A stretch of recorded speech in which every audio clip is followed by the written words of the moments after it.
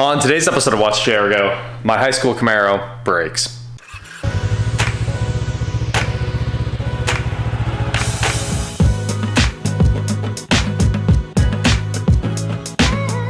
What is going on, guys? I'm Watch Jay Go, and today we're back here with my high school Camaro, and we worked 24 hours straight. Worked, pretty hard. Got this thing ready to roll down the road again, and I was pumped. We rolled out this morning, stopped, put gas in it, headed out to Benton where the first Cars and Coffee was, and we got there. There was a huge line to get in the gate, and the car's temp started creeping up, and I was like, I gotta take it home. So I didn't have time to troubleshoot or anything like that. I came right back home. I'll show you guys some video of going to Cars and Coffee and back. I came back home, got the Fiat, and went back. Oh, there goes the entire Hoovie's garage fleet right there. Where'd that Mustang come from? Anyway, we made it to Cars and Coffee, and it started overheating in line. And I think it's because there's no cooling fans. If it sits still, it starts overheating. I turned around, we're taking it home. Let's go get the Fiat or something.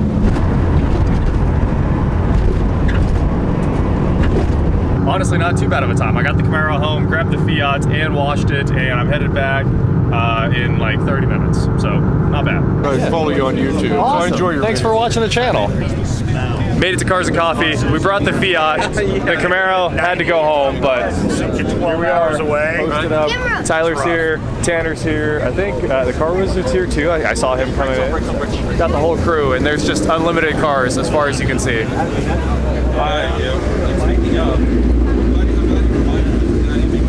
It's a really big Cars and Coffee. As you can see, Cars and Coffee was a blast. So now we need to figure out what's wrong with this thing.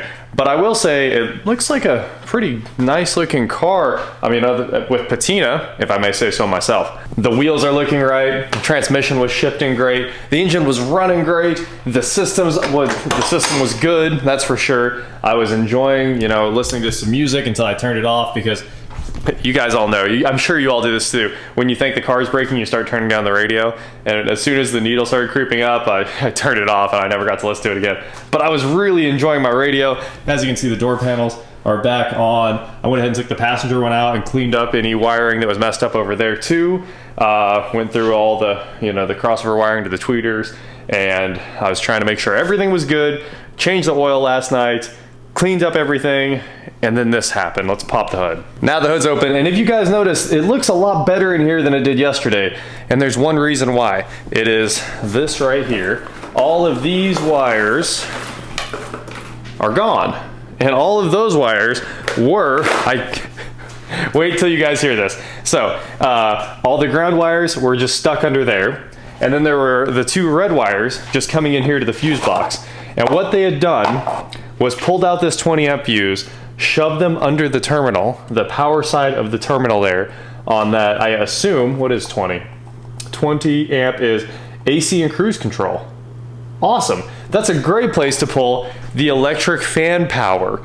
And what they had done on this thing, this is unbelievable. Some of the worst work I've ever seen. They unplugged both of the E-fans, and they ran the wires into the connector, and they just kind of folded them up in there on each one of these connectors that are 12 gauge wire from the factory in weather pack connectors, and then shoved the connectors back in and hardwired them to that fuse that I assume they just put a meter on and found out it turns on with the ignition, which was AC and cruise, it's 20 amp. And it melted a little bit of the plastic because it was overheating with all the current draw, and that's just not something that should have ever been done. So last night the fan shut off, and I was like, huh, weird. They turned off. I'll clean up all that wiring, I guess. So I went under there, and what had happened is the wiring just broke off. So I went ahead and unplugged those connectors, pulled out all that wire, pulled out all the extra wire that had been like jumping across the terminals and stuff like that and causing shorts that I'm sure was just doing a little welding inside the connector. Big mess. Honestly, just a big mess. Pulled all that out, cleaned it all out with a pick, put all the connectors back, and I was like, hope this works. Well, I guess it didn't work, because as soon as the thing slowed down, it was not happy. First, I need to get a meter on here and figure out why those fans don't turn on. I don't think I have any way to call for the fans right now, but I can at least test out the relays and go through all the fuses and see if there's any easy electrical problems I can solve. And then it's probably time to pressure test the cooling system too, make sure there's nothing wrong there. I don't have a pressure tester, but I can sure test all the electrical. Let's get to it. Let's get in here with the meter and ohm out all of our fuses, see what we come up with here. Oh no, is the meter dead? Oh, there it goes. Thought the battery was dead. We need some beep. beat mode. All right, check all these fuses here. Seems good, seems good. Ooh, that one needs reseated.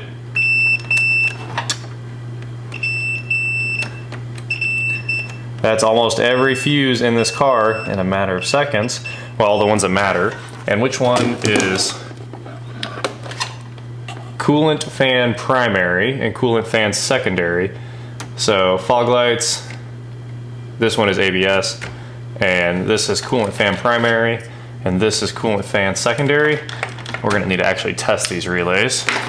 And one of these probably says fans. It's that one, fans and ACTR. But it appears the fan fuse is good to go. So the super fast relay test, I just grabbed the extra battery, the testing battery. The wire colors are pretty much irrelevant when you do this. But on this specific harness, white's ground, black is 12 volt supply, just like this, and red is ignition trigger. It sure sounds like we've got a relay. Let's put a meter on it and make sure we've got power supply through this is the load side right here, the green wire. Okay, main power one more time and ignition trigger. Hopefully we see 12 volts on the meter. 12.73. I'd say that relay is good. Let's check the next one. Main power, 12 volts, all the way through the load side. So this probably isn't the best way to do any fault isolation, but it will tell me where my failure's at really easily. I'm just gonna jump this relay between those two terminals, and if the fan turns on, then I know that we're good all the way to whatever's supplying power to the relay to pull on the fans. So this is supply side, that's trigger side. Jumping the relay did not seem to do the trick, so let's jump the supply side directly to the load. This fan fired right up. That one hasn't been on in a very long time. All right.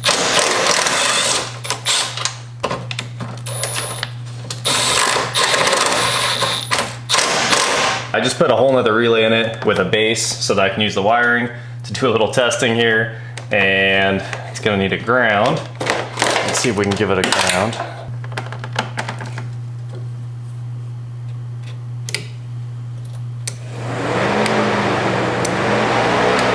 I should really have a wiring diagram.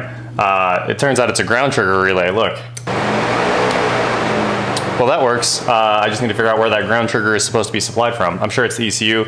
We just need to figure out how to send it a signal to say, kick on these fans. On a lot of newer cars, I could just plug in an OBD2 reader and go into the function test and turn on the cooling fans. No problem at all. With this old thing, this archaic OBD1 car, it's not quite that easy. That does mean we can wrap up this fuse box, put everything back, and keep troubleshooting towards the ECU. That's good though. We know that everything's good from the fans to the fuse box to the battery. We've got plenty of power there. We just need to figure out where that ground trigger is supposed to come from. Apparently, if you unhook the coolant temp sensor, it will force these fans on. So let's see if I can do it without pulling the intake off, which I truly do not feel like doing. Okay, I got my hand on that clip. It's right on the edge of the water pump on the LT1. Right, it's like right here, straight down. I guess I could start it and see if anything changes, but I don't think anything will change. I'm gonna try.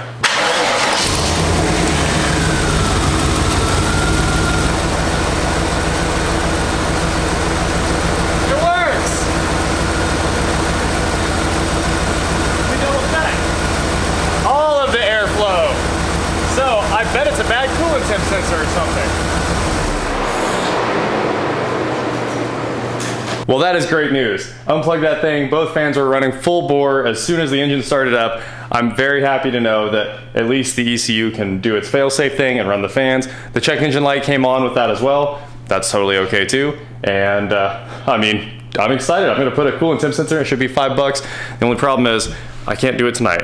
O'Reilly's is closed. It's already 10 here. Hopefully that knocks out our issue. I mean, it was all over the place anyway with the temp, so I really hope that fixes everything. It's kind of unbelievable that somebody else just hardwired the fans to an irrelevant fuse that was actually the ABS probably causing all kinds of other issues when they could have done just a little bit of troubleshooting or gone to a shop and they probably would have figured that out in a couple seconds.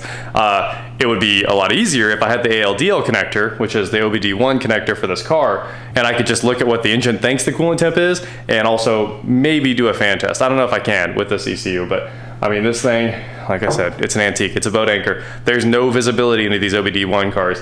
You have to work on them like it's somewhere in this la-la land between carburetors and fuel injection, and it's a bad spot.